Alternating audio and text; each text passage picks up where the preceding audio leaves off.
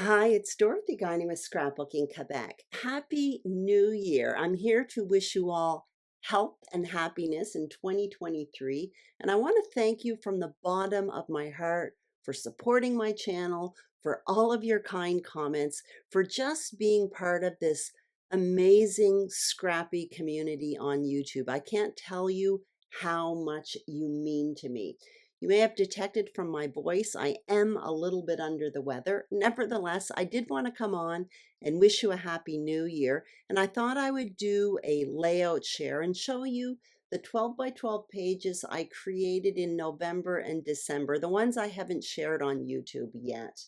Before starting, there are a few things I'd like to mention. There are process videos for some of these pages, so they will be listed and linked below. Also, throughout the share, sometimes I'll put one layout on the table, then the coordinating page. These are double page spreads that started with a single page layout and then I stretched it. Also, at the end of this video, there will be still shots for all of these layouts, so you will get a second look at them. And I'm also going to talk about my January YouTube plans as well. And finally, I did cover up some of the photos. So let's get started. The first layout here I created on YouTube for the Scrapbook Nerd, and the idea behind this video was to start with what I considered an offbeat product, create a collection with it, then do a layout. And so what I started with was a paper pack by Studio Light called Bold and Bright that was way outside my comfort zone. I brought in some stuff from my stash and then I created this layout. Now it was really fun because it brought me in a complete different direction. I really do like the layout.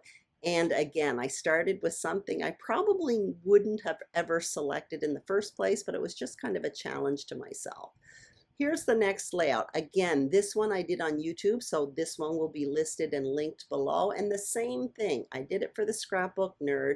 I started with one product, created a collection with it from my stash, then created this layout. And the product I started with was an ephemera pack by Stamperia.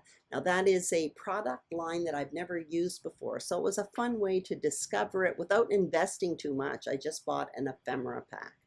Now I'm changing collections. This is Vicki Boutin's Evergreen and Holly collection. For this one, I created 2 pages. I started with this single page layout here. The embellishments I created with tools from my stash, those poinsettias are dies from waffle flower, and all of the leaves I created with dies from Stampin' Up.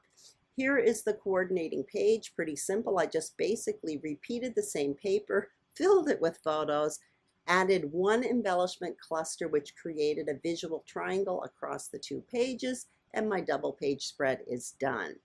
The next 4 pages I created with older Hip Kit Club Christmas collection. So I started by creating this single page layout here, which is different for me. I do quite like it. I brought in tools from my stash from Elizabeth Craft Designs as well as Stampin' Up. I also brought in a bit of embellishing from Simple Stories Mix and a Mingle collection, which is a current collection. There is the page 2 I created to coordinate with it. Pretty simple, a 4-block grid. You can see there I created a photo flap to incorporate a few extra photos. So that second page actually has 6 photos. And now I'm going to show you the next 2 pages. Again, these are past Hip Kit Club Christmas collections, which means prior to this most recent year. For this one here, there is a layout process video for the page design, not this page itself. Basically, I was lacking inspiration, so I went and looked up one of my older layouts and scrap lifted myself, which is something I often do when I'm lacking inspiration, is scrap lift myself. I find it an easy way to get myself going scrapbooking, and the pages always look different.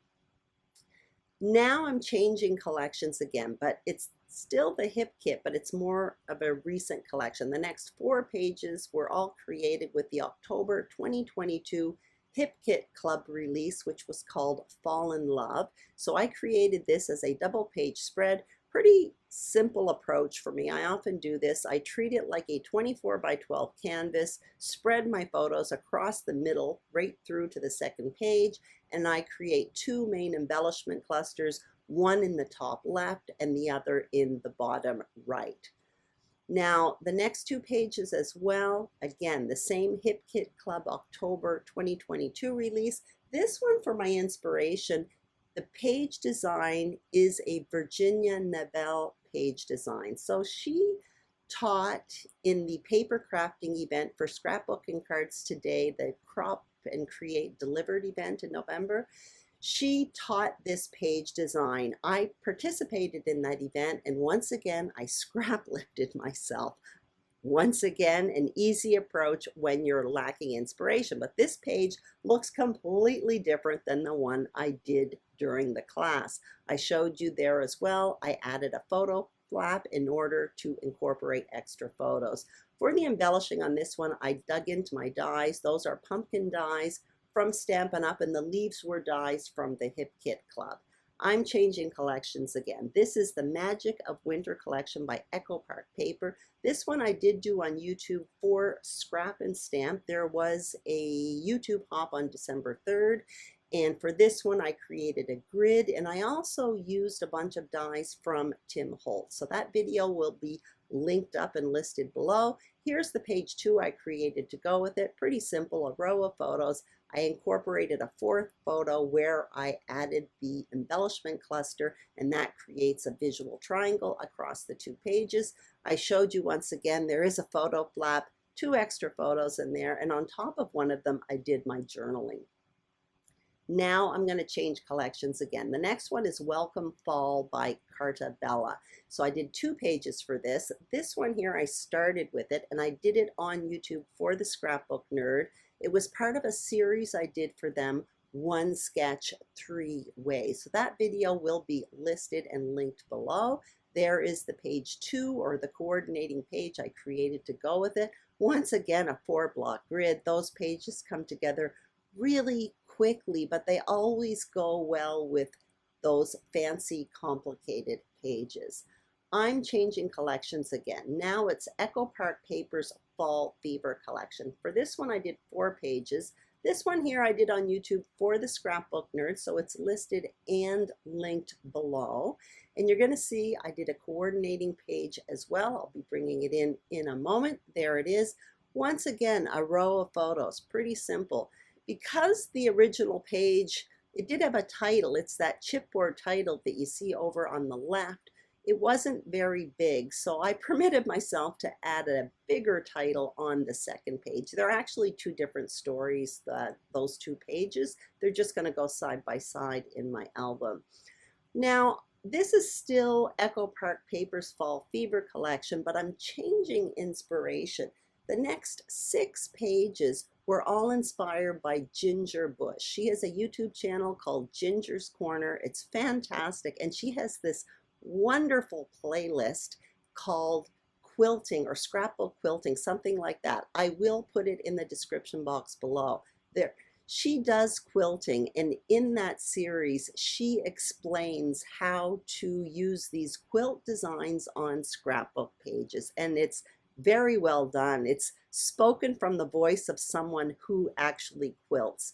So if you like this type of design, I highly recommend you check it out. It was so much fun. So the page there on the left is one of her quilt designs, and I created the page on the right as a coordinating page.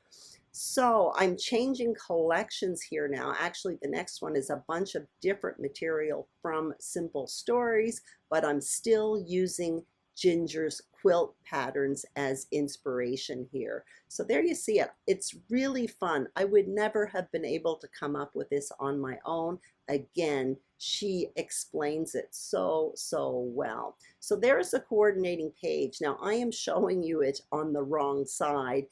In the still shots at the end, you're going to see the page that's on the right actually goes on the left, and you will see it in its proper order in the still shots at the end of this video. This is the last one I did following Ginger's inspiration. Once again, another quilt design. She has names for them all. This one might be Brick or something like that. Anyway, again, the playlist will be listed below. This one I used a bunch of different material. There's P13, Hip Kit Club, Pink Fresh Studio, probably more. And you can see, once again, for my coordinating page, I just did a 4-block grid again. Now I'm coming up to the last 2 pages, and these ones were done using the Simple Stories FEELIN Frosty collection. This first one here, I did it for the Scrapbook Nerd, but on their Facebook group as a challenge, not on YouTube. Anyway, basically I cut up the paper, created my own pattern paper with strips of paper, and came up with that design. The second page, the coordinating page, I did do it on YouTube, and it's actually a video I did in real time, which is not something I do very often. And the video, the idea was I wanted to talk you through my process of how I create one of these simple page 2 designs. So that will be listed and linked below. So that basically is it for the 12 by 12 pages that I have to share with you. I hope you enjoyed this layout share. Now I want to talk about my January YouTube plans. As many of you know, I took an unplanned break from my channel in September, and I started a progressive return in November. My return continues to be progressive. I did put together a kit to work with in January. It's made from 6 collections. And if I feel better over the next few days, I will share it with you on YouTube. Otherwise, I'm going to go straight into process videos. First, I have to get rid of this virus. I also have finished my 6 by 8 Journal Your Christmas album, so I will share that at some point in January. Thank you so much for watching. If you enjoyed this video, I would greatly appreciate a thumbs up. If you haven't subscribed to my channel, I would be absolutely thrilled if you did. And if you are a subscriber, thank you very, very much. Once again, I wish you happiness, peace, and joy in 2023. Thank you so much for spending time with me, and I will see you soon on YouTube. Bye-bye.